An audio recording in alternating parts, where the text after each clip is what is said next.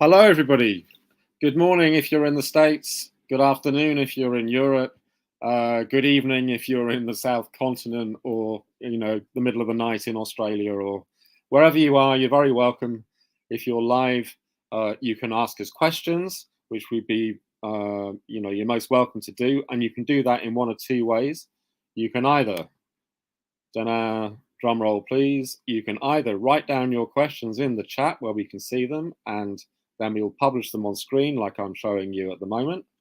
Or if you feel brave enough, you can join us, Bill and I, in the virtual studio by simply clicking on that link, joining us, and asking your question in person. And before we start, just a quick reminder to like the live stream wherever you're watching it, or a video if you're watching that. Share it with people in your networks, and just generally mention it to everybody you know, so that word gets around about the 12 Ronnies podcast live stream, so that more people can learn how to launch their business more successfully. So without further ado, welcome, Bill. Nice to see you. Great to see you. And today we're talking about the topic of keeping it real, authenticity, and launching a startup. So let's just start off by talking about, what is authenticity in a very sort of general sense, Bill. Well, yeah, authenticity is it's one of those things that's kind of hard to define, but being authentic is all about being trustworthy and being what you appear to be. And I think especially for a new venture, it's authentically caring about the value that your customer is trying to get, the problem that they're trying to solve, and being focused on that first, instead of something crass like profits or some personal thing. Yes, I agree. I mean, it's all about it's a very old idea, isn't it? Know thyself. It's like biblical, isn't it? So it's kind of, you have to be you because nobody else can be you. So if you're trying to be somebody else, then you're not going to come across very well, and you're going to have low energy, and you won't really understand what you're talking about. But if you're you, it's pretty easy to pick out a phony. I mean, we've all run into someone who's a phony. Yes. Hey, that guy's a phony. I mean, it's just we can tell. Yeah, that's right. And actually, if you do try and be somebody that you're not, if you're then trying to pitch something, then any follow-up question for a pitch where you don't really understand what it is, then you're going to get found out really quickly. Yeah, and when people sniff out that you're a phony, then immediately they don't trust anything you have to say, because they don't think you have their best interest in mind. I mean, and it all kind of falls down from it. If you're not authentic, you probably don't care about me unless it absolutely intersects with your own interests. And so, why would I risk my time, my money, my reputation on you and your products and services? Yeah. But the good news is that when you first show up, before, in microsecond one, everybody gives you the benefit of the doubt. So, if you show up, the old adage is that you have to make a visual impression in the first 7 seconds, otherwise people are going to ignore you. And if what you say in those first 7 seconds is interesting, then people will listen to you. Yeah, both of my kids are at that point in their lives where they're starting to make career decisions and getting their first career opportunities, and I've been coaching them in that first impression. In that 5 to 7 seconds, you've got an opportunity to either say something about yourself or ask something about someone else. And I say, don't spend that 5 seconds on yourself. Spend it about someone else. Pay a legitimate compliment. Ask them how their day is, or sympathize with something that you see going on in their life, because that's what they're going to remember. Also, in this kind of digital generation, somebody did some research where they asked people who use social media and digital media, they did some experiments to work out what people's attention span was, And it turned out that, you know, a goldfish has an attention span of about 7 seconds. Human beings have an attention span of, I think, between 5 and 6 seconds. So you've got even less time than a goldfish to make an impression. So you may as well make a realistic one, you know. Yeah, and so there's a, you know, you have a lot to accomplish in that 5 or 6 seconds, but you have to be very economical in what you do to accomplish it, because Yes. you want them to remember one very important thing from that interaction. Well, and one important thing that I see from people, you know, giving advice on presentations, which I guess is another big topic we could come to at some point, is not to waste those first 7 seconds just telling people what your name is. Yeah. You know, actually launch straight into something that is high concept and interesting, you know. So exactly, yeah. So, you know, you know, it comes down to having a plan. You know, I think authenticity, whether you're going in for a job interview, or you're starting a new business, or you're reaching out to social media, is have a plan. Understand the meaning of every word that you have. Be economical in it, because you only have 5 or 6 seconds. yeah. And you know, and get feedback. Get feedback right away. Hey, how is this coming off? You know, and again, being authentic is about being real. It's being authentically authentic. Hey, I actually, you know, I want to sound like I care about you. Well, it starts by actually caring about you. Yeah, that's totally. Totally, it's like a first person thing rather than a third person thing. Another thing I was remembering off the top of my head is a saying that I heard is, nobody cares how much you know until they know how much you care. So I think that's one that that's very good. Well, write that down, people, or at least watch it in the video clip. Yeah. Okay, before we dive into the detail of this, we've got plenty of time, and if we go on and we find there's lots of things that we haven't covered, we can always cover it. We can always carry on next week. We've had a couple of questions from Simon. The first of which is, does authenticity and keeping it real make customers more loyal? What do you think? Well, yeah. I mean, loyalty comes from trust, whether it's within an interpersonal relationship or whether it's an economic relationship. The more I believe that you care about me, the more I'm going to stay close to you, and choose you versus other people that I might not trust as much. I might not realize, you know, I might not know as much about. So I think absolutely in that particular definition of loyalty, yeah. Yeah, I think one reason why people might be loyal in response to authenticity is that in order to come across as authentic, you have to share aspects of your own personality, your own persona. And when you're engaging with people, maybe via email or blogs or, you know, even videos, you're, you know, referring back to things that make you a human being. So, for example, I mean, you can't tell from this background, but I've got hundreds of books because I worked in publishing for a long time. So I like books and reading. And another thing I do is I go for walks around my local area, you know, and I spotted something today, which I'm going to share on LinkedIn later on, where in somebody's front garden, they've got lots of signposts that are sort of completely random sayings. And I just really want to know what that's about. So, you know, sharing things from your life, which are pretty trivial, you know, is building that kind of sense that people can get to know you. And if they get to know you, you're coming across as authentic, and therefore they'll trust you. Yeah, and in some of my side hustles, you know, that relationship is what keeps customers coming back. Some of them now for 15 years. You know, somebody called me the other day. I wouldn't go anywhere else but you because you always take care of me. I know I can trust you. I know what I'm getting.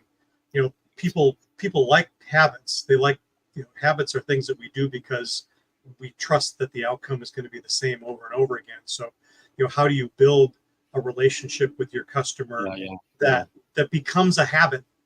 Because habits are good things in this context. So Simon's asked another. Well, he's essentially, you know, following up, which is something that we've just talked about. Really, he's saying, do you need to develop a personal brand for people to see your authenticity? And yes, is the simple answer. But it just makes you come across as a decent human being who, you know, can relate to people. Yeah, I've been talking about that personal branding for I think 25 years now. And again, it's something else I'm talking to my kids too. Is like, what do people think of when they think of you? That's that brand. Trustworthy, smart, loyal. Uh, uh, uh, you know, Yeah. We've all got. those things. Well, thank you, Simon, for asking some questions. We're aware that there may well be other people in the audience, so please do, feel free. We'd welcome you chipping in with your questions, or maybe even feeling brave enough to come and join us in the studio. I notice Julie's joined us, or maybe it's Jake. I don't know, but yes, please do ask your question, Julie. I guess while we're waiting for that to happen. So let's talk about launching a startup, Bill. Why is authenticity so important when you're actually launching a startup? Well, it starts at the start when you've got an idea and you're out there trying to validate your idea, trying to do customer discovery. Doing a good job of that customer discovery phase has built-in authenticity, because in that phase, that's the customer empathy piece. And empathy is all about stepping in the customer's shoes and understanding their situation perhaps better than they even understand it themselves. So you don't go out and ask customers, hey, would you buy my product? And that's not the kind of conversation you have. The kind of conversation is, tell me about the problem you're having. Tell me why you're stuck. And when did that start? Have you ever gotten yourself unstuck? Tell me about times when things got better and when things got worse. And in those conversations, you develop some deep relationships. I mean, I think back to some customer interviews I've had where the customer has wept during our conversation, because we've really run into some deep-seated problems that they were desperately trying to fix but couldn't. But then they start looking to us, talking to them. But you're trying to solve this, right? Hey, how can we do that together? So you can build some great relationships. It's 100% authenticity, and it's authentically authentic. As you're working in that design phase with your customer, as you're understanding them. So doing great customer discovery should take care of it for you in those earliest stages when you're building your initial group of 10 or 20 or 25 or 50 customers. Totally. I mean, the interactivity between you and your early fans, yeah. They might not even be customers yet. Yeah. I give you an example. I mean, there may well be people who are authors or publishers, because I've been, publicizing around those kind of communities. I was watching a podcast the other day where somebody's written a novel, and what he's decided to do is to give away 100,000 copies of an ebook version of his novel for free. Okay. But in return, you have to say something about it to, a friend, or put a review on Amazon or whatever, because what he was suggesting is that he wants it to be read by as many people as possible, and in order for his book, and I guess by extension a product or a service, to reach stratospheric viral speed, if you like, in terms of its growth, you need to get people talking about it, like the network effect. So he's giving away an enormous number of these, or maybe it was, I can't remember, maybe I've got it wrong, maybe it was 10,000 rather than 100,000. But anyway, even so, it was an enormous number of copies, because he wants to get word of mouth going. And I thought that was actually pretty smart. I mean, it's and it doesn't cost him anything in terms of him sending things in the post. So we have a question which I'm going to bring on, and I guess this may be Julie. In the chat, Julie, and I guess you're on YouTube. You should be able to see a link in the chat on YouTube, and if you click on that link, you will join us in the studio if you want to join us in the studio. And if not, then Bill and I can chat about the generalities of your question here. So maybe if we start, and then Julie can either come back to us with another comment or join us in the studio. So so it's somebody else. Okay, it's not Julie. Okay, so whoever it is who's joined us, yeah, come in and okay, yeah. So it's not Julie. Fine. Okay, well, please answer your question. Ask your question either in the chat or joining us in the studio. You're very welcome to do that. But let's have a go at starting to answer this question, Bill. So somebody's joining us. Excellent. So hello. Hello. Hello, Richard. You're very welcome. Yeah, very I'm welcome. from So- India. Okay. Welcome. Yeah. Yeah. Welcome. Excellent. Yeah, Okay, just ask your question. Yeah. yeah. I have been started innovation from about past 2 years. I was solving the problems regarding locals, which we take the problems and we make the solution for it. Now I have developed a medis walker, which is helpful for disabled person, which they own can do their works. They can buy any stationery or they can speak. I means any family members say whatever they bring, they goes and they on the record. It may shows that they have to buy these things. This indicate that every works can do by the disabled person also. So I implemented this project. I need to develop more in that. So I came to know that I was attending the global innovation trip from past 1 year or 2 year. I have gave many trip. I mean that event participated. Previous year I have participated in the innovation creative, which was organized by in Thailand. And in the previous global innovation judge, I was judging the event of the childrens. They have published their ideas.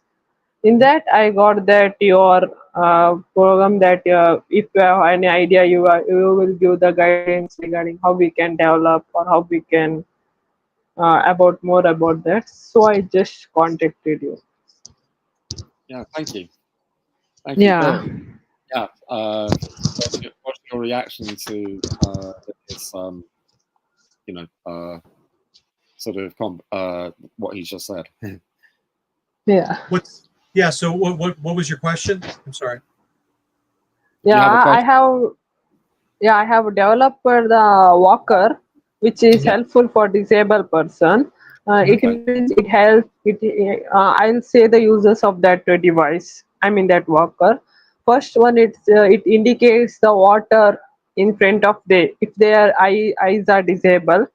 If they walk using that walker, if there is any water in front of it indicates that there is a water. It's a point Interesting. number one. Yeah, point number two, if they're crossing road, if the vehicles are arriving by left side or right side or in front, they indicate that the vehicles are arriving. It's point number two. The point number three are automatic. If they are walking, if the eyes are there but they won't hear anything. If they can't on the lights of, if they are walking in the night time, they need some light, right, to walk more. It automatic when it's night, it automatic the light will on. And the fourth type is there is a seat in the walker itself, because if any aged person they won't walk, means they will walk. After walking they get stressed and there was no seat, so it in the walker itself there is a seat. It's a point number four. And point number five, nowadays they says that if you are disabled, you don't have any freedom. You need to sit in the side of a home. But in this case, they can go for work. I mean that if in case in a family member say you to bring a vegetable or a medicine, a family member should record what medicine or what vegetable they have to bring. After they going to market, they have to on the button. The same vegetable they in the record they'll on. That time the vegetable seller or they pack and they send it to, they give to the disabled person. In Uh, that way, I have made the 5 ideas, but I need to implement by more some. yeah, I guess what I would say is you've developed this product. Have you Yeah, have you tested it with people who are going to be the people that are using it? You know, these disabled people who you know, yeah, because that's what you need to do. You need to find out how, you know, what their pain points are. I mean, literally, they might not be able to walk. You know, and you need to. I don't know whether you've made any of these things, but you need to actually give these products to people to try out. So yeah. in daily life, so they can give you feedback, Okay. and also testimonials. They can say, hey, I really like this thing. You know, it helps me walk across the road, or you know, yeah. Bill, have you got specific things that you'd like to say? Yeah, it's important to understand what types of things people are using now. So because when you come up with a new product, what you're going to be doing is asking someone to do something differently than they are doing now. They might not be using anything. So your competition there is, well, I'm doing nothing, um, but you're asking me to do this new thing. So it's a matter of understanding what sort of things might keep somebody from using your product. Even though your product sounds great and it does what it's supposed to do, there's always that gap between, okay, it solves this problem, but do I see myself using the product? So it's understanding what does it take for them to actually pick this up and go and use it. So and who makes those decisions? You mentioned other family members. There might be family members, caregivers, people that actually might be making the decision. So it'll be important to understand who makes the decision, and then understand it from their standpoint. So if it's the person who's disabled, maybe it's their adult child who's helping them to find a mobility solution like this. How do we talk with that person? Say, hey, for your mother, for your father, this is how it works. This is how it could help them, and this is how you could help them to get it. And I think what you also need, you didn't mention whether or not you're disabled yourself, but that in a way that doesn't matter so much. What you need is a story. You need an origin story about why you had this idea for this walker. Okay, what is it about you? Maybe you have a family member that needs to use the walker. Maybe you have a friend who's in a situation where they need this walker. Maybe it's simply that you're a caring person and you work in a hospital or something, and you see that there's a need for this. You need to work out Yeah, what it okay. is. You need to work out what is your story about why you had this idea and why you're the best person to come up Yeah, with this okay. product. You need the articles regarding what I have been going down. I mean that how people are struggling by this after implementing my product, how they are being going on. You That's need right. the basic concept, right? Yes, Yeah, yes, yeah, yeah. Go on, Bill. yeah. Uh, The yeah. concept comes with your story. So yeah, to tell your story. Hey, I So see this problem in the world. I've experienced it myself with family members. So I went through this process and I developed this product, and this is how it's helping people. And that's that authenticity that we were talking about before. It's, hey, there's a story here. This person didn't just see some opportunity to make money. They're actually trying to help people, and this is the process they went through, Yeah, and that yeah. feels authentic to me as the customer. I mean, I'll tell you an example which might relate to what you're talking about. In yeah, Brazil, I'll come back with the example as well as articles regarding that how the peoples are suffering without this product and how we can implement on by going that. I need some time because I need to go deeply regarding that topic because I yeah, need to sure. visit for hospitals regarding that how people are suffering without that. After now, one is confirmed that people are if they have no blind, if they are blind or if they are disabled, they struggles that we know as well. But how they are struggling, what their problem facing on behalf of that, all that I'll collect the data and I will show up with you.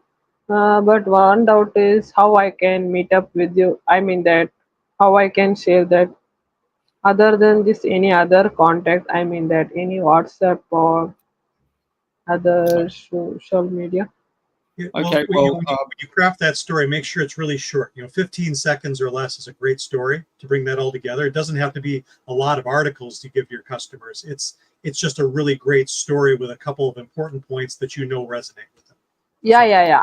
I'll shorter, show shorter the, yeah, I'll show the newspaper with that proof, with the articles, as well as author publisher, that how they are facing. I'll I come up that with ideas with regarding how I can implement my idea regarding their problem as well as. Mhm. thank you very much, Thank you. If Yeah, yeah. But how I can contact? we only have about 5 minutes left, so what I'm going to do is to say goodbye to you, so that No, can, no. can After what you collecting all the data. afterwards, put your comments in the chat, and we'll Yeah. be able to see them, Good and chat. we'll be able to answer those questions then. Reach out in the chat. Okay. All right. So thank you very much for contributing and having Yeah, yeah. Thank you. having the guts to come on and Yeah, talk. yeah. Thank you. Yeah, All right. bye. Great, Thank great you. work. Have a good evening. Okay. Bye bye. Okay. So let's. Authenticity in a medical device like that. I mean, that's huge, because medical conditions and disabilities are highly emotional things, and in places where people really get stuck. And having crafting that story, that quick story, the 15-second story, is so important to connect to people. I think it was useful to see a specific example of like a case study. Mm-hmm. I think maybe because that took up 10 minutes of the conversation, maybe it's good to carry on with this next week. Mm-hmm. But we have a few minutes. Is there anything for this part of the conversation that you'd like to say as a way of wrapping it up, Bill? Yeah, I think it's really important to the things that we were just talking about is sharing stories. People connect with stories. We've been doing it for thousands of years. You could go to France and see the paintings on the walls. You can tell that we've been sharing stories for a very long time, even before we could read or write. And be very open. Ask, be vulnerable is something that I think you were talking about before. Is kind of the word that I kept hearing when you were talking. Is be vulnerable. Don't be don't hide anything from your customer. Hey, these are the challenges that we've had. This is what we experienced, and this is what we're trying to do, and we're looking for your help. Customers want to be nowadays really want to be part of something. They want to be part of a movement. They don't want to be a customer. They want to be part of something that helps the world get better in some way, whether it's directly through the product or through what your company does with the proceeds from the product. So it's understanding what it is that the world's looking for, and being authentically interested in providing it. Well, especially with the Gen Z generation, they're absolutely concentrating on that. And because everybody wants to be hip, if you like, the culture responds to what people in that age group are interested in. Yeah. So, for example, things like pop music, whatever young people are interested in, then that becomes something that older people respond to as a way of making them feel as though they're younger than they actually are. Everybody wants to be one of the cool kids. Yeah, exactly.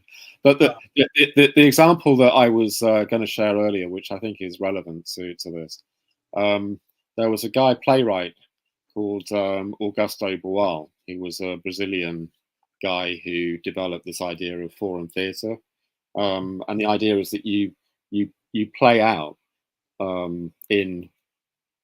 physically in person ideas to kind of solve problems.